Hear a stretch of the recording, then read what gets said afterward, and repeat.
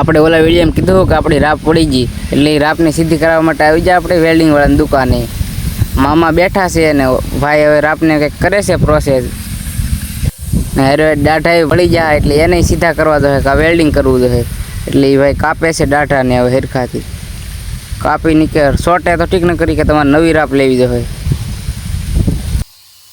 હવે એ ભાઈ કહે છે કે આ રાપમાં લગભગ વેલ્ડિંગ નહીં થાય કે એટલે તમે આમ રાપ પડી જાઓ થોડીક જાડી હોય ને તો કે સારું પડે તમારે વળે નહીં તો વારે ખેલે વળી જાય એ હાટું અમે હવે રાપ જોઈ લઈએ જાડી હેરખીથી મામા ઊભા થાય તો જઈએ અમે હવે કે જો અમે અલગ અલગ રાપ છે મામા જોવે છે રાપ હવે આમાં જે હરખીથી મેળ આવે લઈ લઈ જાડી હરખીથી જોઉં તમે અલગ અલગ કેટલી રાપ છે મોટી કેટલી છે એમાંથી કપાવવાની કટકા કરીને કે તમારે કેટલાની સાઈઝ રાખવાની છે એટલી રાખી લેવાની લોખંડ જ ભેરવું બધું આમાં જાઉં મામા કહે હવે આમાંથી સારી રાપ હોય લઈ લઈ જાડીથી એટલે વાંધો ન આવે એટલે રાપ હવે અમે લઈ લઈ.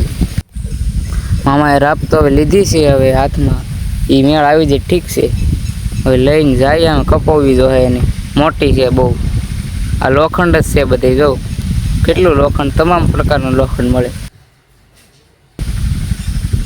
હલો રાપ લઈ લીધી હવે જાય કપવી નથી થોડીક મોટી છે બહુ અમારે રાપ જો લઈ લીધી હવે હાથમાં તો કપવી નથી છે ને તો સારું પડે. મામા હવે ભાઈ પાસે જાય છે કાને 3.5 ફૂટ સાઈઝ કરવાની છે કાપી ગયો હવે ઓલા ભાઈ આવે ને કાપી દે આવે છે આ સાઈડ હવે કાપી દે ઠીક છે.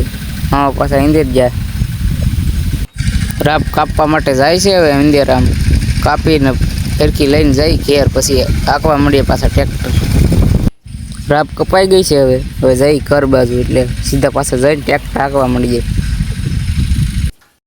રાપ ફિટ કરીને ટ્રેક્ટર શરૂ કરી દીધું છે આપણે ટ્રેક્ટર હવે તો હેરખું હાલે છે. મામાએ શરૂ કરી દીધું કયું ને હાકે છે મામા હવે જો આવે આ સાઈડ મામા ઝૂમ કર્યું છે મામા આવે ધીમે ધીમે હાંકતા હાંકતા હવે હેરખું હાલે છે હવે કાંઈ વાંધો નહીં આવે. રાપ જાડી લઈ લીધી ને એટલે કાંઈ વાંધો નહીં આવે. તો મામા આવ્યા આમાં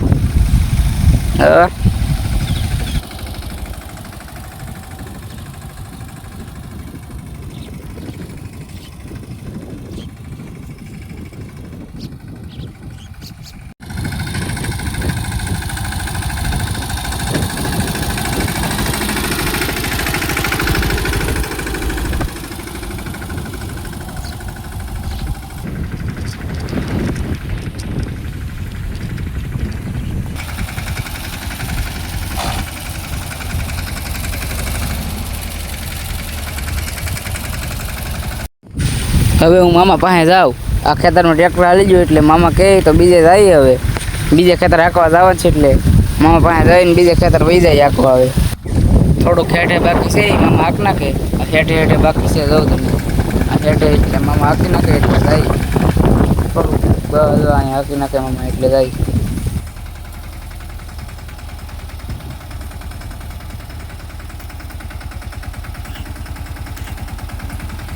હવે આપણે પૂછી ગયા બીજે ખેતરે મામાએ ગંભીર મામાએ બે હાંકવાનું ચાલુ કરી દીધું છે. બે ટ્રેક્ટર દંતો સટેડા બે ટ્રેક્ટર હાંકવાનું ચાલુ કરી દીધું હવે આ તો થાય ઘા હાલી જાય.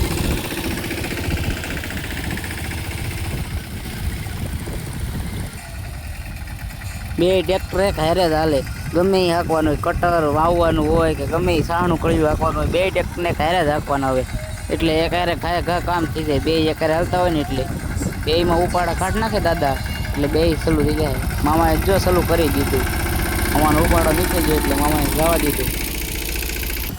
ઓલા મામાનો ઉપાડો એને નીકળી ગયો હવે એ જવા દે છે.